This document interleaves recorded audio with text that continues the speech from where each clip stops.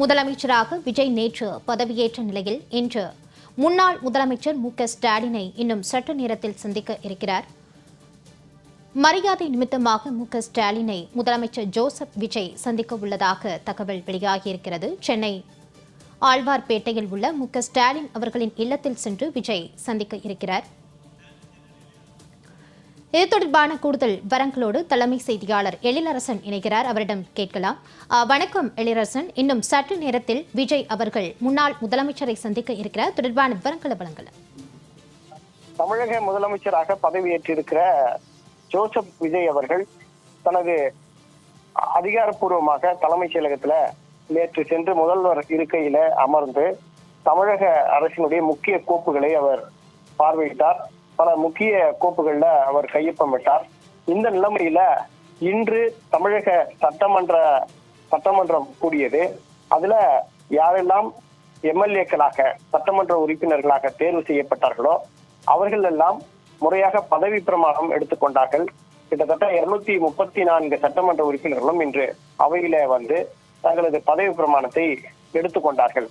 இந்த நிலைமையில தனது சட்டமன்ற கூட்டத்தை நிறைவு செய்து கொண்ட முதலமைச்சர் ஜோசப் விஜய் அவர்கள் பல முக்கிய தலைவர்களை சந்திப்பதற்கான திட்டங்களை அவர் வைத்திருக்கிறார். அதுல முதல் திட்டமாக இப்போது நேரடியாக எதிர்கட்சி, அதாவது திமுக தலைவர், முன்னாள் முதலமைச்சர் திமுக தலைவர் ஸ்டாலின் அவர்களை அவரது இல்லத்திற்கே சென்று சந்திப்பதற்கான அந்த பயண திட்டத்தை வைத்திருந்தார். அதற்கான அறிவிப்பு தகவல்கள் கசிந்தன இன்று காலை. இந்த நிலைமையில சட்டமன்ற அவை கூட்டத்தை முடித்துக் கொண்டு முதலமைச்சர் ஜோசப் விஜய் அவர்கள் எதிர்கட்சி, அதாவது திமுக தலைவர் மு.க.ஸ்டாலின் அவர்களை அவரது இல்லத்துல சிஐடி காலனி இல்லத்துக்கு சென்று செனட்டாப் சாலையில் இருக்கிற முதலமைச்சர் இல்லத்திற்கு சென்று நேரடியாக அவரை சந்திப்பதற்காக தலைமைச் செயலகத்திலிருந்து இப்போது புறப்பட்டிருக்கிறார். கான்வாய் வாகனங்கள் புடைசூழ முதலமைச்சர் ஜோசப் விஜய் அவர்கள் தற்போது திமுக தலைவர் ஸ்டாலின் அவர்களை சந்திப்பதற்காக அவர் நேரடியாக சென்று கொண்டிருக்கிறார். இந்த சந்திப்பு மிக முக்கியமான ஒரு அரசியல் நகர்வாக பார்க்கப்படுகிறது. தமிழக அரசியல் வரலாற்றுல யார் முதலமைச்சராக வெற்றி பெற்ற ஒருவர் எதிர்கட்சி தலைவரை அவர் இல்லத்திற்கு சென்று சந்தித்த வரலாறு தமிழக அரசியலில் இல்லவே இல்லை. இதுதான் முதல் முறையாக இப்படி ஒரு நடைமுறையை விஜய் அவர்கள் கையில் எடுத்திருக்கிறார். ஏனென்றால் தேர்தல் காலத்துல 2 தலைவர்களும் மாறி மாறி மிக கடுமையான விமர்சனங்களை வைத்துக் கொண்டிருந்தார்கள். அதாவது ஸ்டாலின் அவர்கள் தமிழக வெற்றி கழகத்தினுடைய தலைவர் ஜோசப் விஜயை மிக கடுமையாக விமர்சித்து வந்தார் தேர்தல் பிரச்சாரத்தின் போது. அதே போல தாவேக தலைவர் விஜய் அவர்களும் அப்போதைய முதலமைச்சராக இருந்த ஸ்டாலின் அவர்களை பிரச்சார கூட்டங்கள்ல கடுமையாக விமர்சித்து வந்தார்.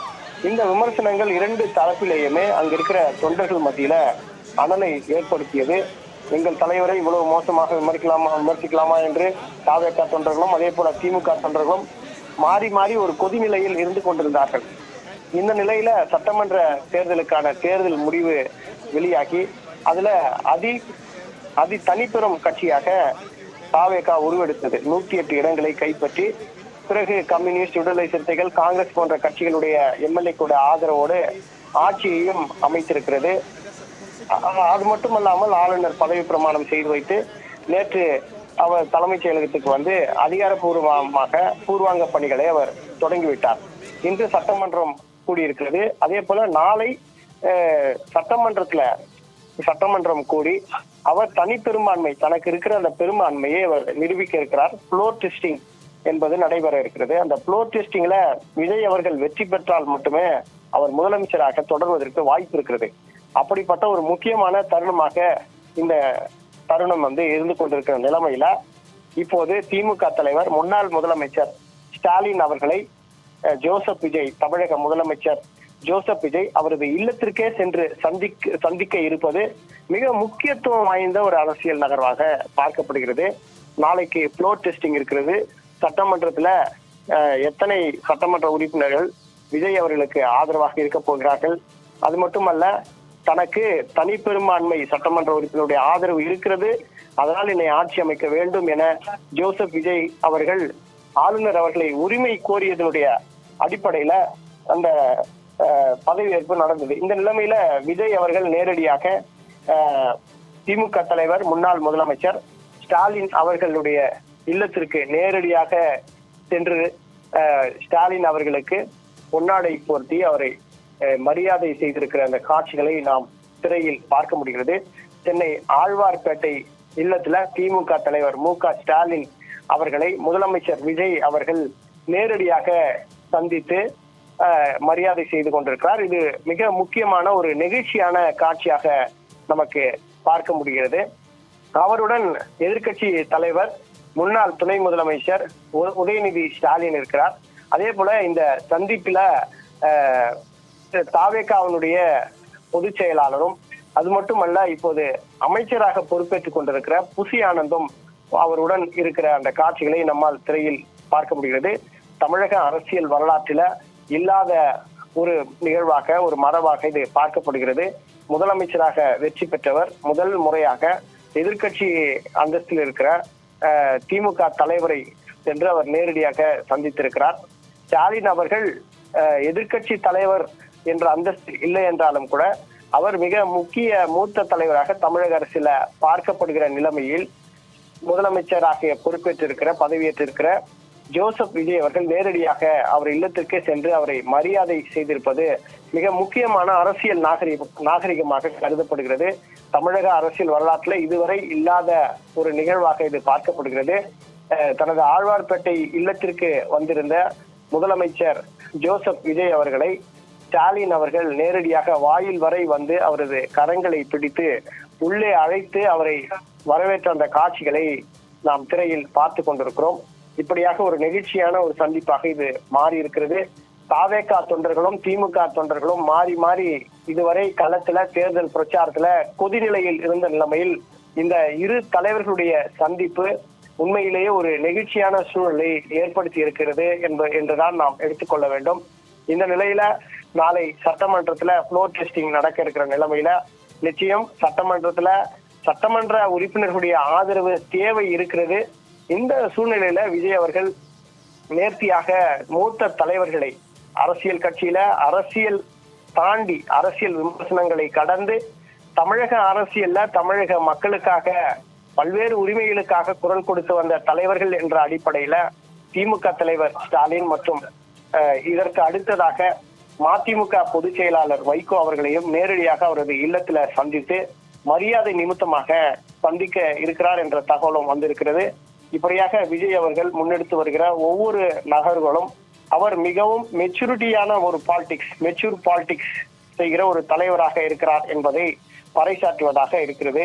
தமிழக அரசியல்ல முதலமைச்சராக இருப்பவர் நேரடியாக எதிர்கட்சி அந்தஸ்தில் இருக்கிற தலைவரை, எதிர்கட்சியினுடைய கட்சி தலைவரை நேரடியாக முன்னாள் முதலமைச்சரை நேரடியாக அவரது இல்லத்துக்கே சென்று வரவேற்றிருக்கிறார். அது மட்டுமல்ல, விஜய் அவர்கள் முன்னாள் முதலமைச்சர் ஸ்டாலின் அவருடைய இல்லத்திற்கு வருகை தந்திருக்கிற நிலைமையில அவரை முன்னாள் துணை முதலமைச்சர் தற்போதைய எதிர்கட்சி தலைவர் உதயநிதி ஸ்டாலின் அவர்கள் வாயில் வரை சென்று ஆற தழுவி அவரை இல்லத்திற்குள் அழைத்து செல்கிற அந்த காட்சிகளை நம்மால் காண முடிகிறது. இது உண்மையிலேயே தமிழகத்துல ஒரு மெச்சூர் பாலிடிக்ஸ், அது மட்டுமல்ல ஒரு நல்ல ஒரு அரசியல் நாகரிகமான ஒரு நடவடிக்கையாக செயலாக இது கவனிக்கப்படுவதை நாம் மறந்துவிட முடியாது. விஜயை கட்டி அணைத்து திமுக தலைவர் ஸ்டாலின் அவர்கள் வாசல் வரை வந்து கட்டி அணைத்து ஆற தழுவி அவரை அன்பாக தனது இல்லத்திற்குள் வரவேற்றிருக்கிற அந்த காட்சிகளை நம்மால் திரையில் காண முடிகிறது. இதில் மிக முக்கியமான விஷயங்கள்லாம் பேசுவார்கள் என்பதையும் தாண்டி தமிழக அரசியல்ல ஒரு இளம் முதலமைச்சராக பொறுப்பேற்றிருக்கிற பதவியேற்றிருக்கிற ஜோசப் விஜய் அவர்கள் இதற்கு முன்னால் இந்த தமிழக முதலமைச்சராக பதவி வகித்த முன்னாள் முதல்வரை அவரது இல்லத்திற்கே சென்று சந்தித்திருப்பது கட்சி தொண்டர்கள் இடத்துல தாவேகா தொண்டர்கள் மற்றும் திமுக தொண்டர்கள் மற்றும் தாவேகாவுடைய தலைவர்கள் மற்றும் திமுகவுடைய முன்னாள் அமைச்சர்கள் ஆகியோர் மனதில் ஒரு நெகிழ்ச்சியான ஒரு எண்ண ஓட்டத்தை ஏற்படுத்தி இருக்கிறது என்றே நாம் எடுத்துக்கொள்ளலாம். இது ஒரு முக்கியமான ஒரு அரசியல் நாகரிகமாகவே கருதப்படுகிறது. பெரும்பாலும் வட மாநிலங்கள்ல இது போன்ற காட்சிகளை நம்மால் காண முடியும்.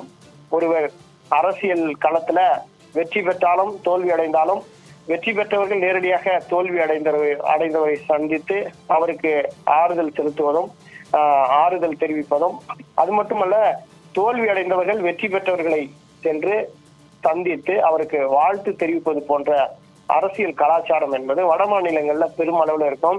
மேற்கத்திய நாடுகள்ல இது போன்ற காட்சிகளை பார்க்க முடியும். அப்படியான ஒரு கல்ச்சர், இந்த பொலிட்டிக்கல் கல்ச்சர் தமிழ்நாட்டிலும் இப்போது உருவெடுத்திருக்கிறது என்பதை நம்மால் காண முடிகிறது. இதற்கு முன்பாக இருந்த பழம்பெரும் தலைவர்களாக கருதப்படுகிற தமிழகத்தை 50 ஆண்டு காலம் ஆட்சி செய்த முன்னாள் முதல்வர்கள் புரட்சி தலைவி அம்மா அவர்கள் மற்றும் திமுக தலைவர் கருணாநிதி ஆகியோர் இருந்த காலத்தில் கூட இது போன்ற ஒரு சந்திப்பு நிகழ்ந்ததில்லை. ஏனென்றால் அவர்கள் இருவரும் மிக காட்டமாக விமர்சித்துக் கொள்வது மட்டும் தமிழக அரசியல்ல மிக தீவிரமாக, மிக உறுதிப்பாட்டோடு இருந்து தமிழக அரசை வழிநடத்திய தலைவர்கள். அப்போதெல்லாம் கூட இது போன்ற ஒரு சந்திப்பு தமிழ்நாட்டுல நடந்ததில்லை. இந்த நிலைமையில விஜய் அவர்கள் என்னதான் திமுக தலைவர் ஸ்டாலின் அவர்களை அரசியல் மேடைகள்ல, பிரச்சார கூட்டங்கள்ல மிக மோசமாக அங்கிள் சார், சிஎம் சார் என்று போன்ற வார்த்தைகளை பயன்படுத்தி அவர் விமர்சித்து இருந்தாலும் கூட இப்போது தான் வெற்றி பெற்று முதலமைச்சராக பதவியேற்றிருக்கிற இந்த நிலைமையில தோல்வியை சந்தித்து எதிர்கட்சி தலைவர் என்ற அந்த பொறுப்பை கூட, அந்த அந்தஸ்தை கூட இழந்திருக்கிற ஸ்டாலின் அவர்களை நேரடியாக அவர்கள் இல்லத்திற்கே சென்று சந்தித்திருப்பது ஒரு அரசியல் காலத்துல அரசியல் திமுக தொண்டர்களுக்கு ஒரு ஆறுதலை ஏற்படுத்தும் ஒரு காட்சியாக இருக்கிறது. காயமடைந்திருக்கிற திமுக தொண்டர்கள் மனதிற்கு மருந்து போடுகிற ஒரு நிகழ்வாகவே இது கருதப்படுகிறது. அது மட்டுமல்ல, தனி பெரும்பான்மை கிடைக்காமல் விஜய் அவர்கள் திண்டாடிய போது குடியரசுத் தலைவர் ஆட்சி தமிழகத்தில் ஏற்பட்டுவிடும் என்ற ஒரு நெருக்கடியான சூழல் உருவாகி இருந்தது. அந்த நிலையில் தான் திமுகவுடைய கூட்டணி கட்சிகளான காங்கிரஸ், கம்யூனிஸ்ட், விடுதலை சிறுத்தைகள் போன்ற கட்சிகள் நேரடியாக தாவேகாவினுடைய தலைவர் விஜய்க்கு, தமிழக வெற்றி கழகத்திற்கு தங்களது ஆதரவை அளித்தார்கள். அப்போது கூட முதலமைச்சர் ஸ்டாலின் அவர்கள் வெளிப்படையாக ஒரு கருத்தை தெரிவித்திருந்தார். அதாவது விஜய் அவர்கள் ஆட்சி அமைப்பதற்கு எந்த வகையிலும் நாங்கள் தடை ஏற்படுத்த மாட்டோம் என்று தெரிவித்திருந்தார். இந்த நிலைமையில் தான் ஸ்டாலின் அவர்கள் முதலமைச்சராகி அவரை நேரடியாக சென்று அவரது இல்லத்துல சந்தித்திருப்பது ஒரு நெகிழ்ச்சியான தருணமாகவும் நெகிழ்ச்சியான நகர்வாகவும், நாளை புளோர் டெஸ்ட் சட்டமன்றத்தில் அவர் தனி பெரும்பான்மையை நிரூபிக்க வேண்டிய சூழ்நிலையில ஸ்டாலின் அவர்களை சந்தித்திருப்பது முக்கிய அரசியல் நகர்வாக பார்க்கப்படுகிறது. முதலமைச்சர் ஆன பிறகு இன்று முன்னாள் முதலமைச்சர் ஸ்டாலினை விஜய் அவர்கள் நேரில் சந்தித்திருக்கிறார். இது தொடர்பான கூடுதல் விவரங்களோடு இணைந்தமைக்கு நன்றி எழிலரசன்.